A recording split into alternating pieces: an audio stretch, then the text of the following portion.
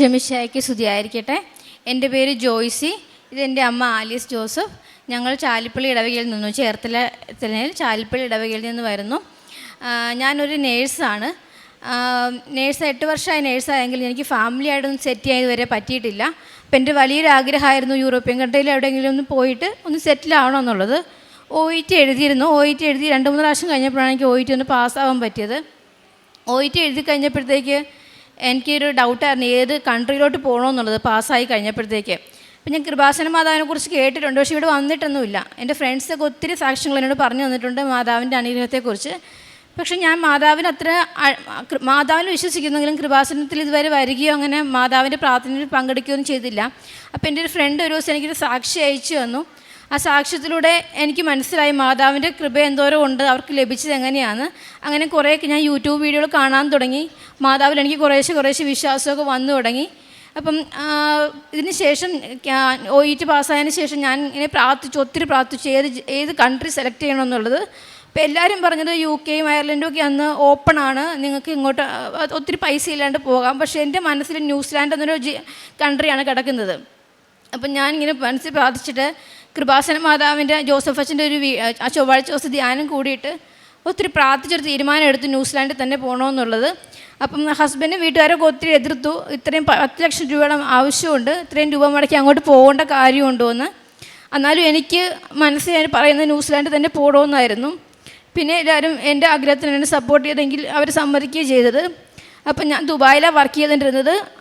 ന്യൂസിലാൻഡിൽ പോകാൻ 5 ദിവസം ബാക്കിയുള്ളപ്പോൾ ഞാൻ ഇവിടെ വന്ന് മാതാവിൻ്റെ അടുത്ത് വന്നിട്ട് പറഞ്ഞു. അന്ന് ഞാനിവിടെ വന്നപ്പം ഓൺലൈൻ ഉടമ്പടി എടുക്കാനുള്ള സാഹചര്യം ഇവിടെ ഇല്ലായിരുന്നു. അന്ന് എന്തോ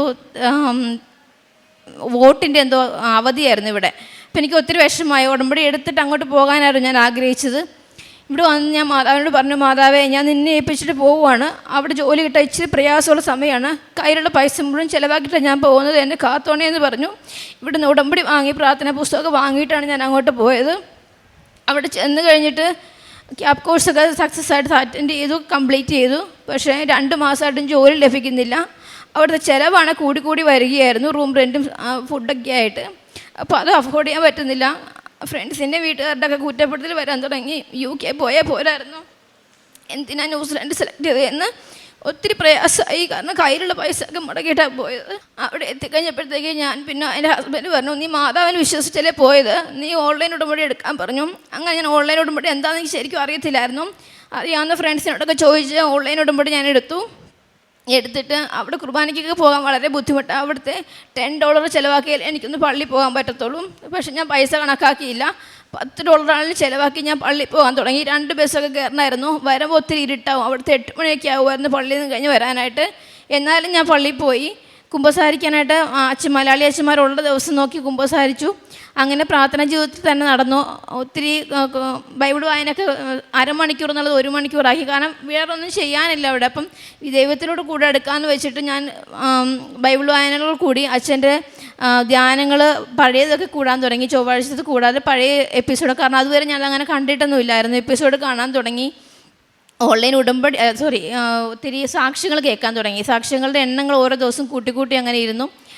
അങ്ങനെ ഓൺലൈൻ ഉടമ്പടി എടുത്ത് വിത്തിൻ 1 വീക്കിനുള്ളിൽ എനിക്ക് ഇൻവിറ്റേഷൻ വന്നു, 2 ഇൻ്റർവ്യൂവിനുള്ള. അത് 2 ഒരു ദിവസം തന്നെ വന്നെന്നുള്ളതാണ്. 2 ഗവൺമെൻറ് ഹോസ്പിറ്റലിനുള്ള ഇൻവിറ്റേഷൻ എനിക്ക് വന്നത്. എനിക്ക് ഒത്തിരി സന്തോഷമായി.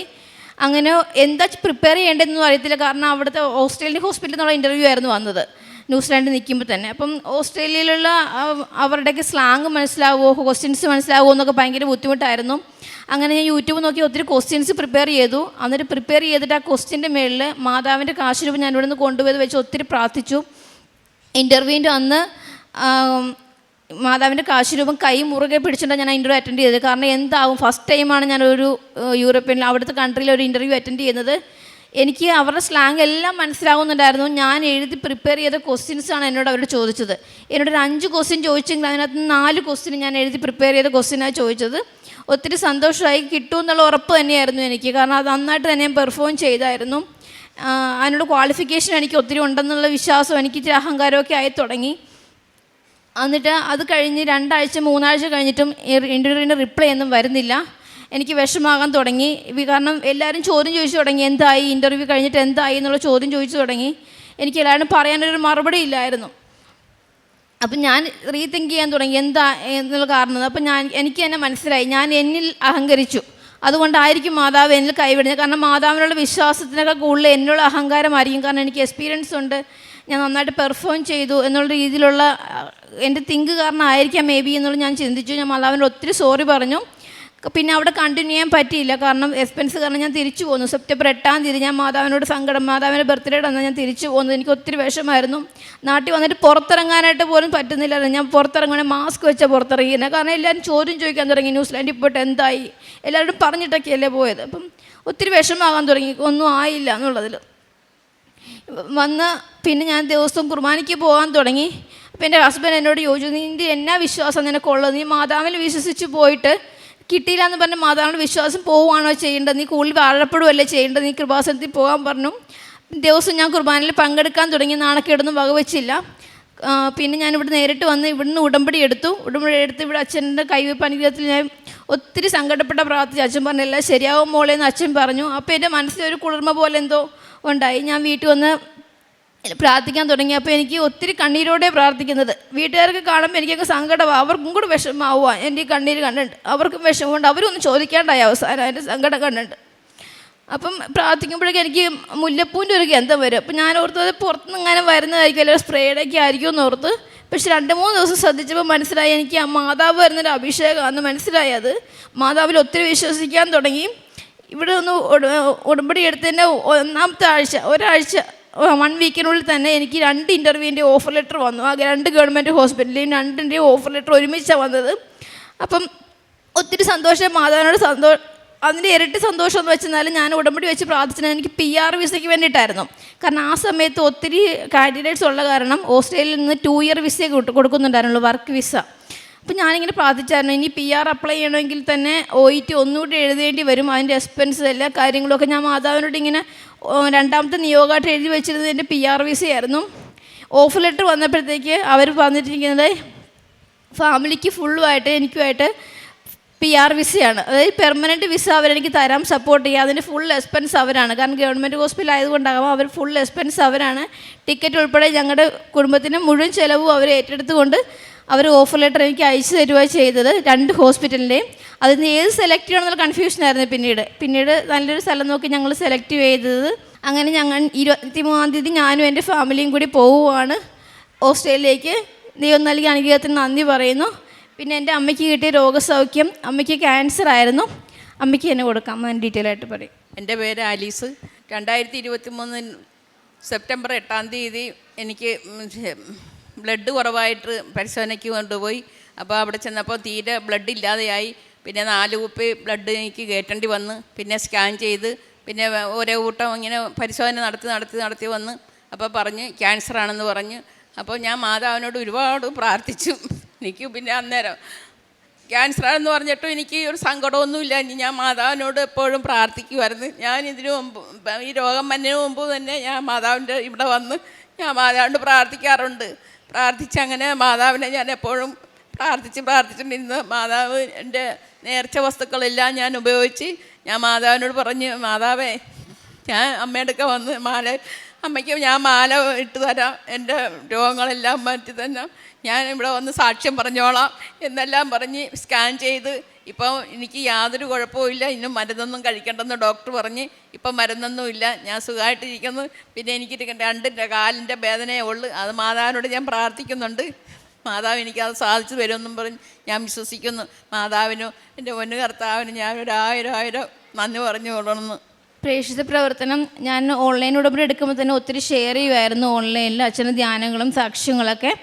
പിന്നെ നാട്ടിൽ വന്നതിന് ശേഷം പത്രം നെയ്ബേഴ്സിന് ഒത്തിരി അഹിന്ദുക്കൾക്കുണ്ടായിരുന്നു. അവർക്ക് മാതാവിനെ കുറിച്ചൊന്നും അറിയത്തില്ലായിരുന്നു. അവർക്ക് മാതാവിന് തന്ന അനുഗ്രഹം എന്താണെന്ന് പറഞ്ഞിട്ട് അത് പത്രം കൊടുക്കുമായിരുന്നു. പിന്നെ അടുത്ത് കാരുണ്യപ്രവർത്തികളായിട്ട് ഞങ്ങൾക്ക് അടുത്തൊരു ഓൾഡ് ഏജ് ഹോമുണ്ട്. അവിടെ ഞങ്ങൾ ഫാമിലിയായിട്ട് വിസിറ്റ് ചെയ്ത് കുറേ നേരം ടൈം സ്പെൻഡ് ചെയ്യും. പിന്നെ അവർക്ക് എന്തെങ്കിലുമൊക്കെ സഹായങ്ങൾ ചെയ്യുമായിരുന്നു. പിന്നെ ഞങ്ങൾ ഇടവകയിലെ രോഗികളായി കഴിയുന്ന എല്ലാവരെയും സന്ദർശിച്ച് അവർക്ക് ഞങ്ങളായി കഴിയുന്ന ധനസഹായം കൊടുക്കുമായിരുന്നു. മാതാവും തിരുക്കുമാരൻ ഞങ്ങൾക്ക് എല്ലാ നീതികൾക്കും ഞങ്ങൾ നന്ദി പറയുന്നു. വിശുദ്ധ പത്രോസ്ലീഹയുടെ 1-ാം ലേഖനം 5-ാം അധ്യായം 10-ാം തിരുവചനം. ക്രിസ്തുവിൽ നിങ്ങളെ വിളിച്ചിരിക്കുന്ന അനുഗ്രഹദാതാവായ ദൈവം നിങ്ങളെ അല്പകാലത്തെ സഹനത്തിനു ശേഷം പൂർണ്ണരാക്കുകയും സ്ഥിരീകരിക്കുകയും ശക്തരാക്കുകയും ചെയ്യും. ആധിപത്യം എന്നേക്കും അവൻ്റേതായിരിക്കട്ടെ. ആമേൻ.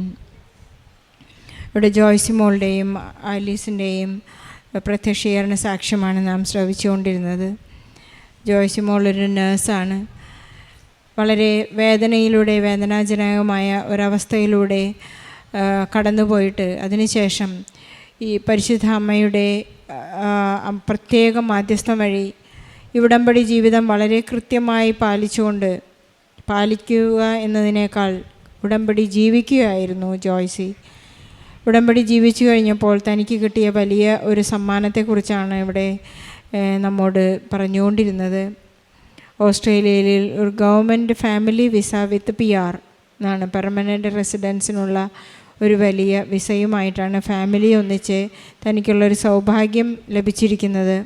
വളരെ തയ്യാറെടുപ്പോടുകൂടി, സന്തോഷത്തോടുകൂടി, ആത്മസംതൃപ്തിയോടുകൂടിയാണ് ഇവിടെ നിന്ന് പറക്കാനായി ഒരുങ്ങുന്നത്. നമുക്ക് പരിശുദ്ധ അമ്മയ്ക്ക് ഈശോയ്ക്ക് നന്ദി പറയാം. നമ്മുടെ എല്ലാ വേദനകളുടെയും കാലഘട്ടത്തിൽ നമ്മെ ചേർത്ത് നിർത്തുന്ന പരിശുദ്ധ അമ്മയ്ക്ക് നമ്മൾ എപ്പോഴും നന്ദി പറഞ്ഞുകൊണ്ടിരിക്കേണ്ടത് വളരെ അത്യാവശ്യമാണ്. ഈശോ നമ്മോട് ചോദിക്കുന്നുണ്ട്. 10 കുഷ്ഠരോഗികളെ സുഖപ്പെടുത്തിയതിന് ശേഷം ഈശോ ചോദിച്ചൊരു ചോദ്യമാണ്, ഒരുവൻ മാത്രം തിരിച്ചു വന്നപ്പോൾ ബാക്കി 9 പേരെവിടെ? തിരിച്ചു വരുന്നവരിൽ നാം ആ ഒരാളായിരിക്കണമെന്ന് ഈശോ ആഗ്രഹിക്കുന്നുണ്ട്. ഈശോയോട് എപ്പോഴും നന്ദി പറയുവാനും പരിശുദ്ധ അമ്മയോട് ചേർന്ന് നിൽക്കാനും ഈശോ ആഗ്രഹിക്കുന്നുണ്ട്. ഈശോയ്ക്കും പരിശുദ്ധ അമ്മയ്ക്കും നന്ദി പറയാം. അതുപോലെ തന്നെ ആലീസ് തൻ്റെ വേദനയുടെ ഒരു കാലഘട്ടത്തെക്കുറിച്ച് ഓർക്കുന്നു. എനിക്കെന്തു തന്നെ തന്നാലും, ഏത് വേദന തന്നാലും ഞാൻ പരാതിപ്പെടുകയില്ല എന്ന് പരിശുദ്ധ അമ്മയോടും ഈശോയോടും പറഞ്ഞ് തൻ്റെ ക്യാൻസർ എന്ന മഹാമാരി ഈശോ എടുത്ത് മാറ്റി സൗഖ്യപ്പെട്ടതായി ഇവിടെ സാക്ഷ്യപ്പെടുത്തുന്നു. നമുക്ക് ഈശോയോടും പരിശുദ്ധ അമ്മയോടും നന്ദി പറയാം. നമ്മുടെ എല്ലാ നിയോഗങ്ങളെയും ചേർത്ത് വയ്ക്കാം. അപേക്ഷിച്ചാൽ ഉപേക്ഷിക്കാത്ത ഒരമ്മയും ഒരു ദൈവവും നമുക്കുണ്ടെന്ന് ഉറച്ച് വിശ്വസിക്കുകയും ഉടമ്പടിയിൽ നാം വളരെ വിശ്വസ്തരായി മുന്നേറുമ്പോൾ നമുക്കൊന്നിനെക്കുറിച്ചും ഭയപ്പെടേണ്ട ആവശ്യമില്ലെന്ന് വീണ്ടും വീണ്ടും ഓർമ്മിച്ചെടുക്കുകയും പതറാതെ, പരാജയപ്പെടാതെ, പരിശ്രമത്തോടെ നമുക്കെപ്പോഴും ഈശോയോട് കൂടിയായിരിക്കാം. ഈശോയും പരിശുദ്ധ അമ്മയും നൽകുന്ന എല്ലാ അനുഗ്രഹങ്ങൾക്കും നന്ദി പറഞ്ഞുകൊണ്ട് ഈ സാക്ഷ്യം നമുക്ക് അവർക്ക് സമർപ്പിച്ചുകൊണ്ട് ഒരു നല്ല കയ്യടി. അത്യപൂർവ ദൈവാനുഭവങ്ങൾ ഇനി നിങ്ങൾക്കും സ്വന്തം. ഈ യൂട്യൂബ് ചാനൽ ഇതുവരെ സബ്സ്ക്രൈബ് ചെയ്തിട്ടില്ലെങ്കിൽ ഇപ്പോൾ തന്നെ സബ്സ്ക്രൈബ് ചെയ്യുക. ഈ വീഡിയോ ഇപ്പോൾ തന്നെ നിങ്ങളുടെ സുഹൃത്തുക്കൾക്ക് ഷെയർ ചെയ്തുകൊണ്ട് കർത്താവിൻ്റെ പ്രേക്ഷിതരാകുക.